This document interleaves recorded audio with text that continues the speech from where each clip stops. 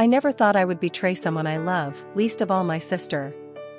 But here I am, standing on the edge of a choice I never imagined I would have to make, torn between loyalty and a desire so powerful that it's consumed every rational thought I've ever had. This is the story of how I, against all reason, found myself entangled in a forbidden affair with my sister's husband. If you think you know how this ends, I promise you, it's not what you expect.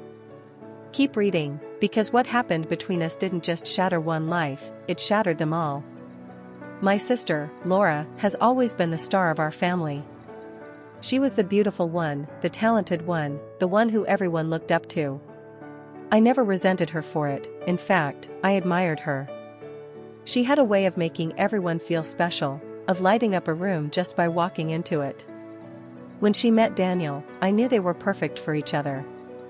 He was everything she deserved, handsome, successful, charming, and utterly devoted to her.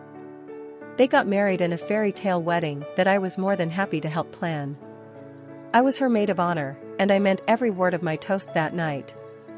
I wished them nothing but happiness. But life has a funny way of throwing curveballs when you least expect it. After they got married, Daniel became more than just my brother-in-law. He became a friend, someone I could talk to, someone I could rely on. He was always around, always willing to lend an ear or a helping hand. At first, I didn't think anything of it. He was just being a good brother-in-law, right? But as time went on, I started to notice things, little things that should have set off alarms in my head but didn't. It started with the way he looked at me. There was something in his eyes, something that made my heart race in a way it shouldn't have. I told myself I was imagining it, that I was reading too much into a friendly glance. But then there were the touches, innocent at first, a hand on my shoulder, a brush of his fingers against mine as he passed me something. But they lingered longer than they should have, and each one sent a jolt of electricity through me that I couldn't ignore. I tried to push the feelings down, tried to remind myself that he was my sister's husband, that he was off limits. But the more I tried to deny it, the stronger the pull became. I found myself thinking about him when I shouldn't have been, replaying our conversations in my mind, imagining what it would be like if things were different. It was wrong, so wrong, but I couldn't help myself. I was falling for him, and I knew I was heading down a path I couldn't come back from. The breaking point came one evening when Laura was out of town for a work conference. Daniel and I had made plans to go out for dinner, just as friends, just as family, but there was an undercurrent of something else between us, something neither of us acknowledged but both felt acutely. The evening started out innocently enough. We talked, we laughed, we shared a bottle of wine. But as the night went on, the atmosphere between us shifted. The tension that had been building for months finally reached a breaking point, and before I knew what was happening, we were kissing. It was a kiss that started out tentative, as if we were both giving ourselves a chance to pull away, to stop before we crossed a line we couldn't uncross. But neither of us pulled away. The kiss deepened, became more urgent, and all the emotions I had been trying to suppress came rushing to the surface. I wanted him. I wanted him more than I had ever wanted anything in my life, and in that moment, all thoughts of my sister, all thoughts of right and wrong, flew out the window. We ended up back at his house, and by the time we made it to the bedroom, there was no turning back. The passion between us was overwhelming, intoxicating, and I gave in to it completely. We spent the night together, lost in each other, and when it was over, reality came crashing down around me. I had just slept with my sister's husband. I had betrayed the person I loved most in this world, and there was no way to undo it. In the cold light of morning, the guilt hit me like a tidal wave. I couldn't believe what I had done, couldn't believe that I had allowed myself to go that far. I wanted to run, to hide, to pretend that it had never happened. But I couldn't escape the reality of what I had done. I had crossed a line that I could never uncross, and the consequences of that decision were going to haunt me for the rest of my life. Daniel was just as conflicted as I was. He was filled with regret, with guilt, with the realization that we had both just made the biggest mistake of our lives. But even as we talked about how wrong it was, how much we regretted it, I could see the desire still lingering in his eyes. I felt it too. Despite the guilt, despite the shame, there was a part of me that wanted to do it all over again. We both agreed that it couldn't happen again, that we had to put it behind us and move on. But it wasn't that simple. The attraction between us was still there, stronger than ever, and no matter how hard we tried to deny it, we couldn't stay away from each other. We kept finding excuses to see each other, to spend time together, and each time we did, the tension between us grew more intense. It wasn't long before we gave in to the temptation again.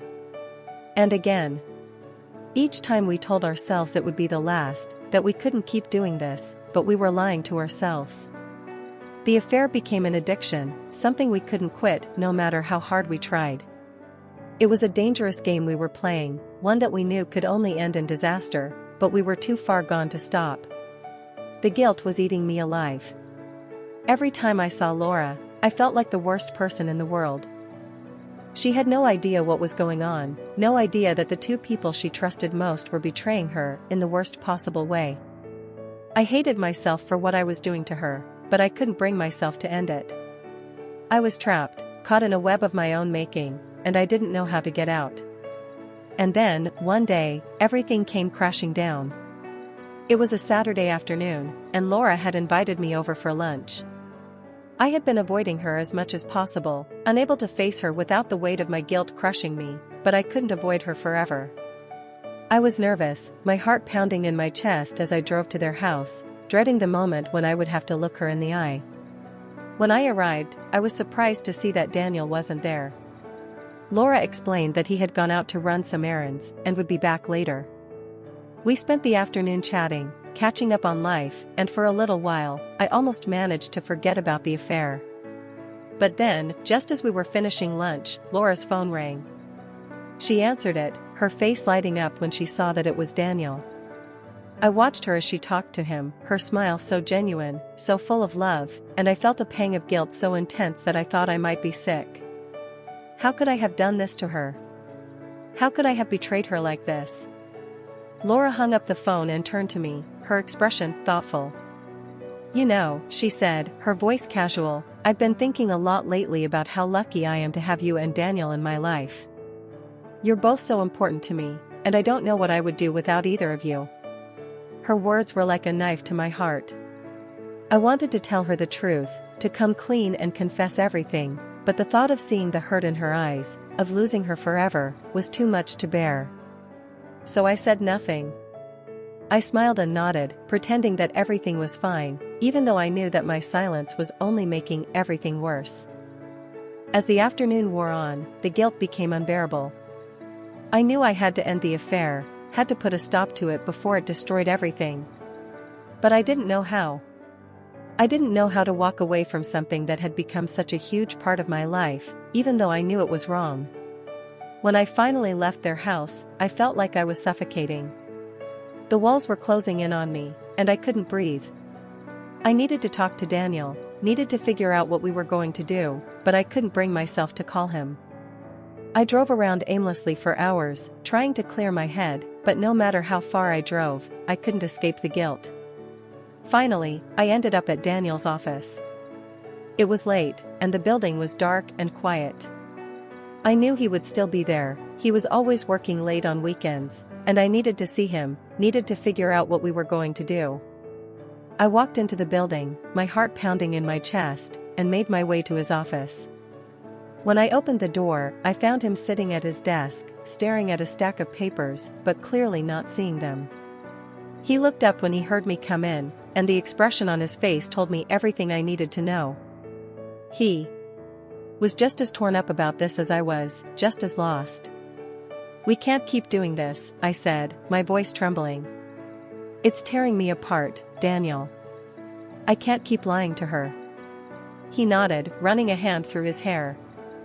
"I know," he replied, his voice heavy with regret. "I hate what we're doing to her. But I don't know how to stop." I walked over to him, my heart breaking as I looked into his eyes. "We have to end it," I said, my voice barely above a whisper. "We can't keep hurting her like this." He reached out and took my hand, his touch sending a shiver down my spine. "I don't want to lose you," he said softly.